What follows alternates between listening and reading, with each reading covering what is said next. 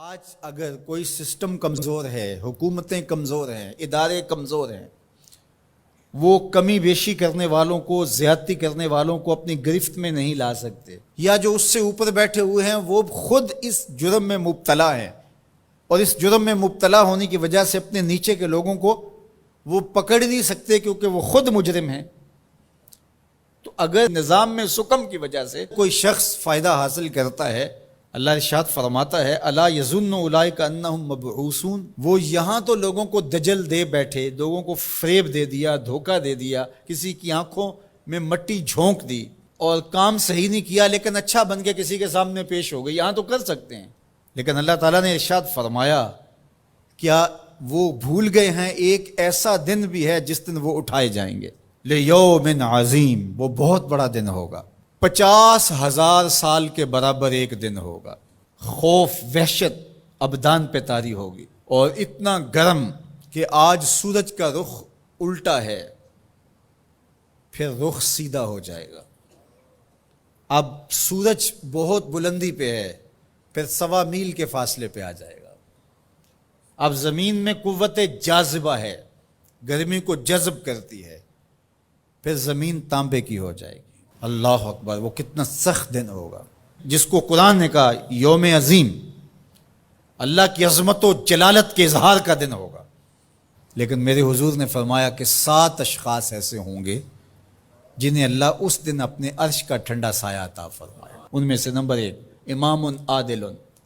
عادل حکمران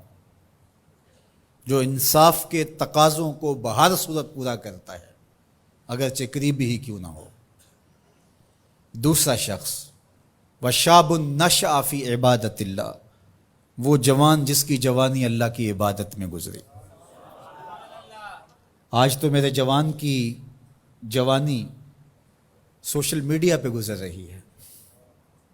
آج میرے جوان کی جوانی تو گلیوں چوکوں اور بازاروں میں گزر رہی ہے۔ تیسرا شخص وَرَجُلٌ قَلْبُهُ مُعَلَّقٌ بِالْمَسَاجِدِ، وہ آدمی جس کا دل مسجدوں سے جڑا رہتا ہے، مسجد سے نکلنے کو جی ہی نہیں چاہتا۔ کتنے خوش نصیب لوگ ہیں جو مسجدوں کے ساتھ جڑے ہوئے ہیں۔ ایک روایت میں فرمایا جس شخص کو مسجد کی دیکھ بھال کرتے دیکھو، مسجد کی صفائی کر رہا ہے، وہاں پڑی ہوئی کوئی نامناسب چیز اٹھا رہا ہے، مسجد میں روشنی کا انتظام کر رہا ہے، مسجد میں خوشبو کا انتظام کر رہا ہے،